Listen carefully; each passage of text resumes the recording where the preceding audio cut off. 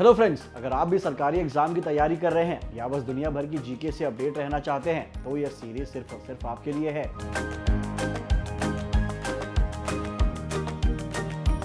अक्सर स्टूडेंट्स के पास मोटी मोटी किताबें और लंबे न्यूज़पेपर पढ़ने का समय नहीं होता है, इसलिए मैं लेकर आया हूं जीके का डेली डोज।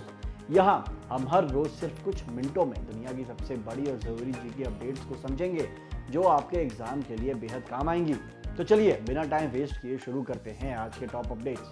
अमेरिका द्वारा 66 इंटरनेशनल ऑर्गेनाइजेशन से बाहर निकलने के ठीक बाद अब इजराइल ने भी एक बड़ा कदम उठाते हुए यूनाइटेड नेशन की 7 एजेंसियों और उनसे जुड़ी बॉडी से अपनी सदस्यता तुरंत खत्म करने का ऐलान कर दिया है। यह फैसला दिखाता है कि इजराइल अब इन ग्लोबल प्लेटफॉर्म से पूरी तरह से डिसएंगेज यानी दूरी बना रहा है। इस बड़े कदम के पीछे का मुख्य कारण यूएन संस्थानों के साथ बढ़ता तनाव है। इजराइल का आरोप है कि ये एजेंसियां पॉलिटिकल बायस का शिकार हैं और इनका काम करने का तरीका भी काफी इनएफिशिएंट है। कुल मिलाकर इजराइल ने अब इन मल्टीलैटरल फोरम्स के साथ अपना नाता पूरी तरह से तोड़ लिया है। इजराइल का यह हालिया फैसला दरअसल उन रिश्तों के टूटने का एक फॉर्मल घोषणा है जो काफी समय से खराब चल रही हैं। इसकी शुरुआत तब हुई जब 2024 में यूएन ने इजराइल डिफेंस फोर्सेस यानी आईडीएफ को अपनी ब्लैकलिस्ट में डाल दिया था। इजराइल ने इस पर कड़ी आपत्ति जताई थी क्योंकि उसे लगता था कि उसे जानबूझकर एक्सट्रीमिस्ट ऑर्गेनाइजेशन यानी चरमपंथी संगठनों की लिस्ट में रखकर टारगेट किया जा रहा है। सिर्फ इतना ही नहीं, जुलाई 2024 में इजराइल ने यूएन वुमेन के साथ भी अपना सारा तालमेल खत्म कर दिया था। इजराइल का सीधा आरोप था कि 7 अक्टूबर के हमलों के दौरान इजरायली महिलाओं के खिलाफ हुई सेक्सुअल वायलेंस पर इस संस्था ने चुप्पी साधे रखी और इसे पूरी तरह नजरअंदाज भी किया। कुल मिलाकर इजराइल का मानना है कि ये एजेंसियां निष्पक्ष काम करने के बजाय पॉलिटिकल एजेंडा चला रही हैं। आंध्र प्रदेश के डिप्टी चीफ मिनिस्टर पवन कल्याण के नाम एक और बड़ी उपलब्धि जुड़ गई है। उन्हें आधिकारिक तौर पर केंजुत्सु में इंडक्ट कर लिया गया है, जो कि जापानी तलवारबाजी की एक बहुत ही पुरानी और सम्मानित कला है। यह सिर्फ एक ट्रेनिंग नहीं बल्कि एक रेयर ग्लोबल ऑनर है जो बहुत कम लोगों को मिलता है। यह सम्मान पवन कल्याण के उस कमिटमेंट को दर्शाता है जो उन्होंने अपनी फिल्मों और पब्लिक लाइफ के साथ साथ फिजिकल डिसिप्लिन और मार्शल आर्ट्स के प्रति हमेशा बनाए रखा है। अब जापानी मार्शल आर्ट्स की दुनिया में भी उनके नाम का डंका बज रहा है। केंजुत्सु कोई आम मार्शल आर्ट नहीं है बल्कि यह जापान की एक ऐसी क्लासिकल ट्रेडिशन है जो तलवार चलाने की तकनीक, मेंटल डिसिप्लिन और मानसिक संतुलन यानी स्पिरिचुअल बैलेंस पर फोकस करती है। इसमें एंट्री मिलना बहुत मुश्किल है क्योंकि इसका फॉर्मल प्रैक्टिस सिस्टम काफी सिलेक्टिव होता है और इसके लिए सालों की कड़ी मेहनत चाहिए होती है। पवन कल्याण का इस कला में इंडक्ट होना उन्हें उन चुनिंदा इंटरनेशनल प्रैक्टिशनर्स की लिस्ट में खड़ा करता है जिन्होंने इस कठिन कला में महारत हासिल कर ली है। यह उनके दर्शकों की परसिवेरेंस और अनुशासन का ही नतीजा है कि आज उन्हें ग्लोबली इस लेवल पर पहचाना गया है।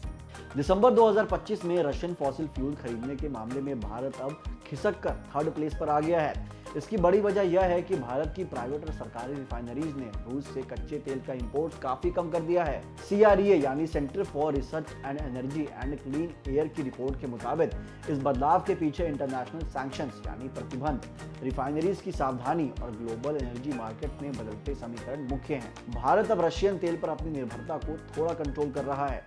दिसंबर के महीने में रूस से भारत का हाइड्रोकार्बन्स इंपोर्ट गिरकर 2.3 बिलियन यूरोज रह गया, जबकि नवंबर में यह 3.3 बिलियन यूरोज था। इस बड़ी गिरावट की वजह से भारत अब तुर्की से नीचे आ गया है जिसने 2.6 बिलियन यूरोज का फ्यूल खरीदा था। मार्केट लीडर की बात करें तो चाइना अभी भी नंबर 1 पर बना हुआ है जिसकी कुल एक्सपोर्ट रेवेन्यू में 48% हिस्सेदारी है। भारत के लिए यह गिरावट काफी अहम है क्योंकि G7 प्राइस कैप पॉलिसी लागू होने के बाद से भारत का अब तक का यह सबसे कम मंथली इंपोर्ट लेवल है। सुप्रीम कोर्ट ने मंगलवार को प्रिवेंशन ऑफ करप्शन एक्ट की सेक्शन 17A की वैधता पर एक स्प्लिट वर्डिक्ट सुनाया।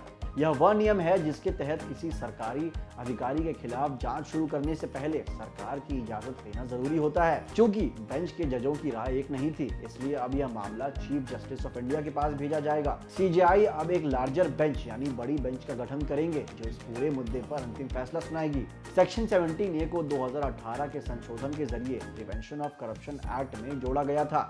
यह नियम कहता है कि किसी भी वर्तमान या पूर्व सरकारी अधिकारी के खिलाफ जांच या इन्वेस्टिगेशन शुरू करने से पहले समक्ष अथॉरिटी की प्रायर अप्रूवल यानी मंजूरी लेना अनिवार्य है, बशर्ते आरोप उनके सरकारी काम से जुड़े फैसलों पर हो।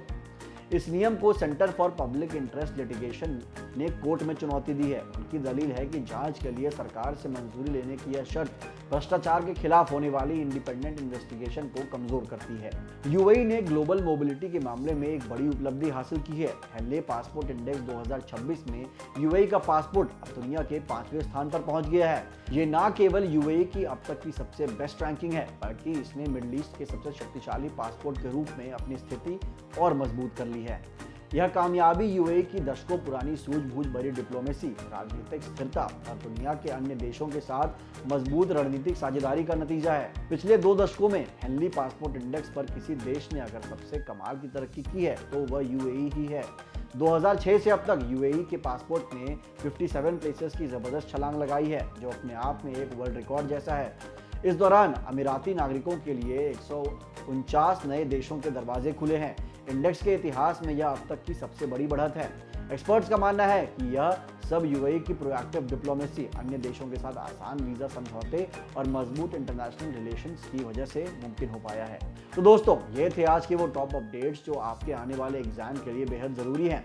उम्मीद है कि जीके का डेली डोज का आज का यह सेशन आपके लिए काफी मददगार रहा होगा।